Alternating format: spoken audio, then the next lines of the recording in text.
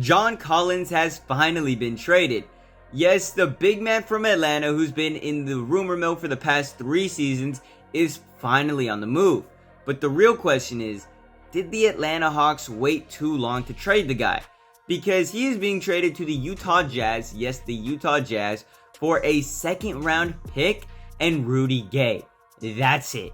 That's all they're getting in return for this guy. Hell, there was, the reports here and there that, 2 years ago, the Hawks were looking for a Rudy Gobert-esque deal or something of that nature for John Collins. They were expecting a massive trade haul in return for John Collins, and this is what they get. They get Rudy Gay and a second round pick. Oh, how his value has fallen. I personally believe that the Atlanta Hawks waited just a little too long. They held on to him for a bit longer than they should have, but what can you do? The reason the Atlanta Hawks are making this deal, I know it might sound ridiculous, why are they giving up John Collins for nothing, is to have more flexibility with cap room. Because the free agency class, there might not be too many superstars, but there's a lot of really, and I do mean really good role players that a contending team would want on, their team. It had come playoff time, some of these guys the Atlanta Hawks would love to have. But for them to have them, they need cap space. So what do? They send John Collins out of town so that they have more flexibility to sign free agents, hopeful free agents.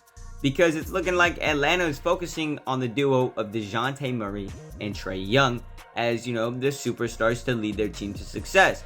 And let's be real, that's kind of a nasty duo. I mean, most successful duos you see in the league now currently have one big man and maybe a guard, or maybe even 2 big men.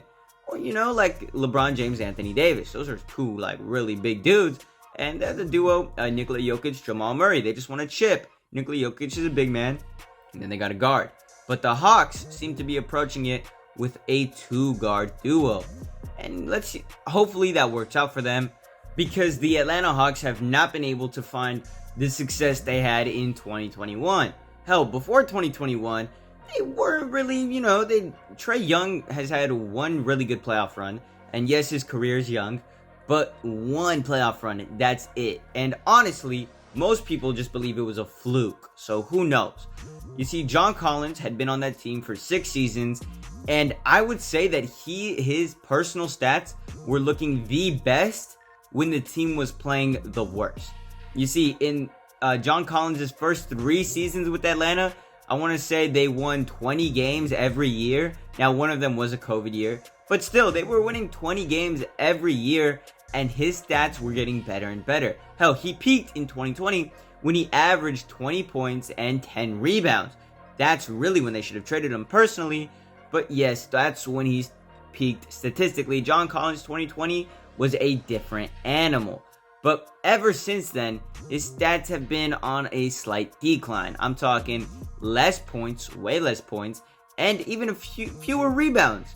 Hell, they add a guy like DeJounte Murray, you wouldn't think he'd be taken away from the rebounds. But that's not who's hurting John Collins' numbers. The real person hurting John Collins has been Clint Capella, because if you look at it, Clint Capella has been on the Hawks for the last 3 seasons, and that seems to correlate with John Collins' personal numbers heading downwards, was the acquisition of Clint Capella, and that makes sense. I mean, before him, John Collins didn't really have a solid center starting beside him, so with Clint Capella in there, who is a capable center, he's pretty solid. Him and John Collins, they were going to bite away from each other statistically, so that seems to be what happened. Now, you might be wondering, why in the world would the Utah Jazz of all teams trade for a guy like John Collins? Well, let me put this into perspective for you.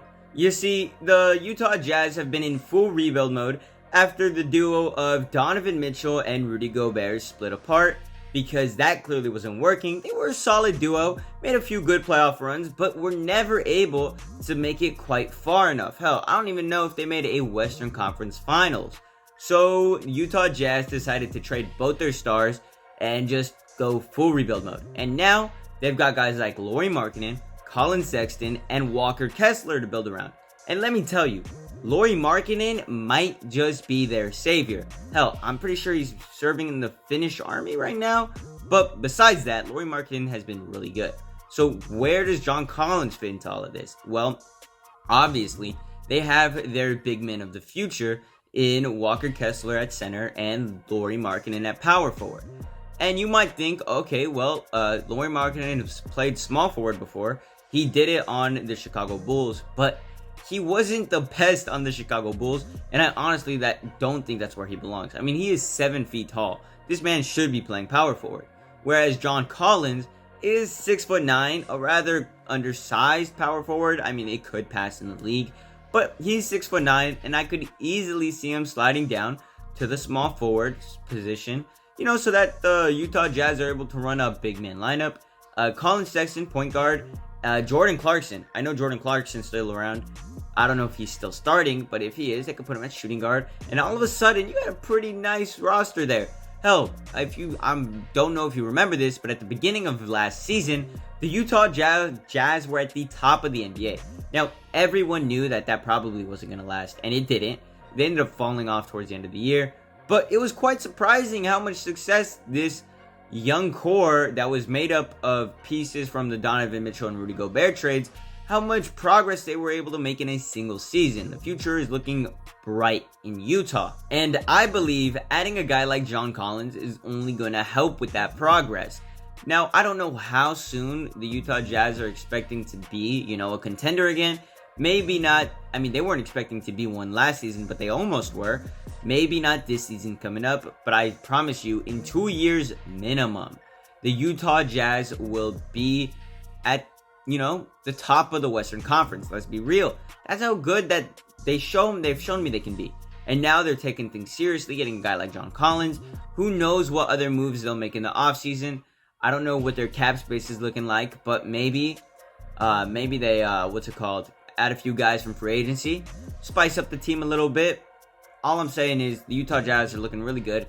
Great trade for the Jazz if they can make John Collins fit on the court with Lauri Markkanen and Walker Kessler. That is the only caveat to this trade, is we have to see how that trio looks on the court, because we have no idea. But if they do look really good, amazing trade. Amazing trade. As for the Hawks, you sold the bag with the John Collins deal. You could have had so much more 2 years ago.